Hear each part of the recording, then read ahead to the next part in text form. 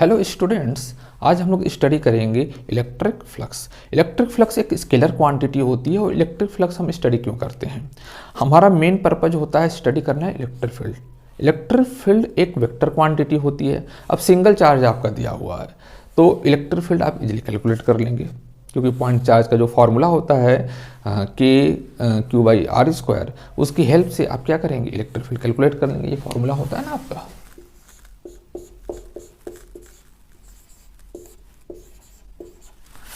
But दो charge हो जाएंगे तो आपको वेक्टर एडिशन लेना होगा, थोड़ा सा टफ हो जाएगा। तीन चार्ज आ जाएगा, थोड़ा और टफ हो जाएगा। चार चार्ज आ जाएंगे तो बहुत ज़्यादा टफ हो गया, और यदि सिमेट्री नहीं तब तो और भी ज़्यादा टफ हो जाएगा। जैसे जैसे नंबर ऑफ चार्जेस बढ़ेंगे इलेक्ट्रिक फील्ड कैलकुलेट करना बहुत टफ हो जाएगा। इसीलिए हमने एक स्केलर क्वांटिटी डिस्कवर किया, इलेक्ट्रिक फ्लक्स फाई। हमने फाई की डिस्कवरी की, ये स्केलर क्वांटिटी है। अब स्केलर से कैलकुलेट करना, स्केलर का कैलकुलेशन वेक्टर के कैलकुलेशन के कंपैरिजन में सिंपल होता है। तो हमने जैसे कुछ चार्जेस दिया हुआ है, इलेक्ट्रिक फील्ड दिया हुआ है, तो हमने वहाँ फ्लक्स कैलकुलेट कर लिया। बट एक्चुअल में तो हमें इलेक्ट्रिक फील्ड कैलकुलेट करना है, तो हमने एक फार्मूला भी बना दिया, और ये फार्मूला ये है E.S। फार्मूला आपका ये है। इसको जब हम ओपन करेंगे, ये डॉट प्रोडक्ट है, तो ये हो जाएगा आपका E.S cos थीटा।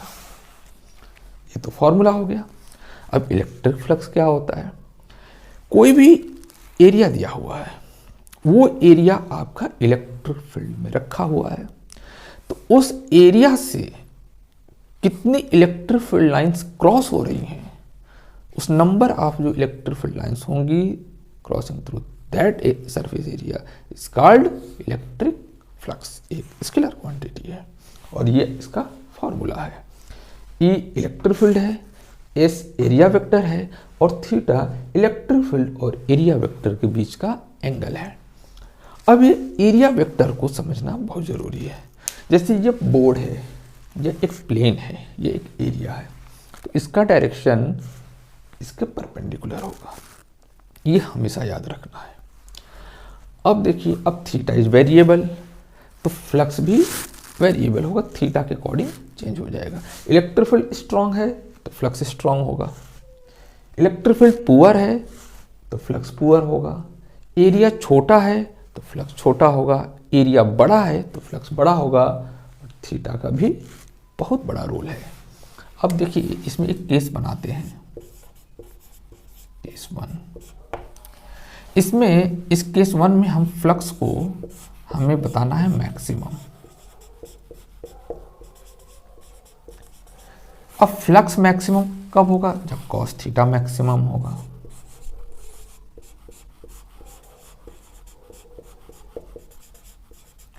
और कॉस थीटा मैक्सिमम कब होता है? जब इसकी वैल्यू 1 हो। और वैल्यू 1 कब होती है? कॉस 0 डिग्री पर। मीन्स जो आपका थीटा है वो हो गया 0 डिग्री। तो थीटा जब 0 डिग्री होगा तो फ्लक्स मैक्सिमम होगा। अब जैसे यह प्लेन हो गया, तो इसका एरिया वेक्टर किधर है? ऐसे मार्कर के डायरेक्शन में। तो इलेक्ट्रिक फील्ड भी किधर होना चाहिए? मार्कर के डायरेक्शन में। तो थीटा क्या बनेगा? 0 डिग्री। इसको हम ऐसे भी समझ सकते हैं, ये आपका एक्स एक्सिस हो गया, ये वाई एक्सिस हो गया, और एक्स और वाई दोनों मिल के बना रहे हैं एक्स वाई प्लेन। तो ये आपका एक्स वाई प्लेन हो गया। तो इस एक्स वाई प्लेन का डायरेक्शन किधर होगा? जेड के अलाउंग होगा। तो इलेक्ट्रिक फील्ड भी किधर होना चाहिए? जेड के अलाउंग होना चाहिए। तो ये हो गया आपका मैक्सिमम वाला केस। इसको आप नोट करिए, इसके बाद हम लोग पढ़ेंगे मिनिमम वाला केस। अब हम लोग पढ़ेंगे जब फ्लक्स आपका मिनिमम होगा। फ्लक्स मिनिमम कब होगा? जब कॉस थीटा मिनिमम होगा।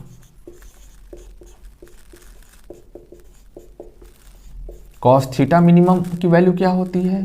0 होती है। और ये 0 कब होगी? जब कॉस थीटा आपका होगा कॉस 90 डिग्री। तो थीटा आपका आ गया 90 डिग्री।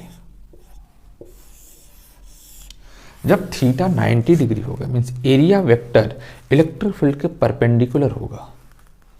इसको हम दूसरे लैंग्वेज में क्या कैसे बोल सकते हैं कि जो आपका प्लेन है और इलेक्ट्रिक फील्ड पैरेलल हो तो थीटा क्या होगा 90 डिग्री होगा, तो फ्लक्स आपका क्या होगा मिनिमम होगा।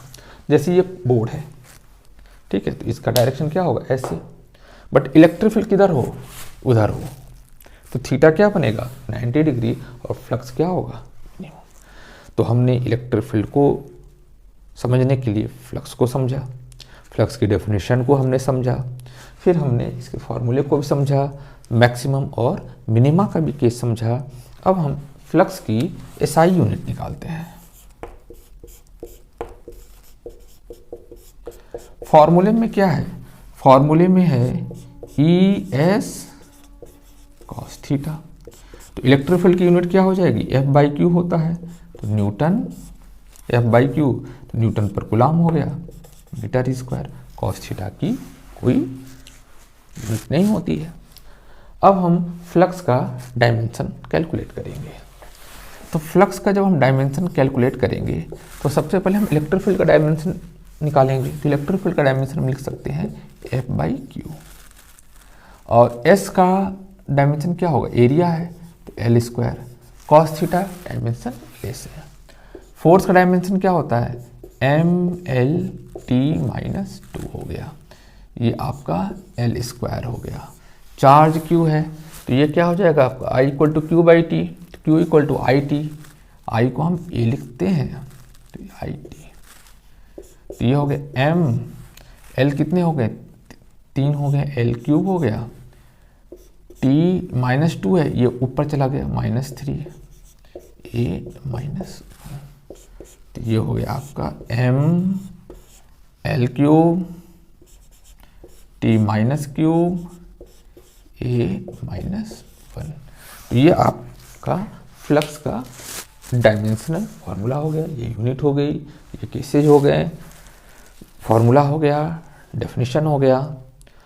और फ्लक्स में आपको कोई भी डाउट हो, कोई भी प्रॉब्लम हो तो कमेंट कर सकते हैं। मिलते हैं नेक्स्ट वीडियो में, बाय बाय।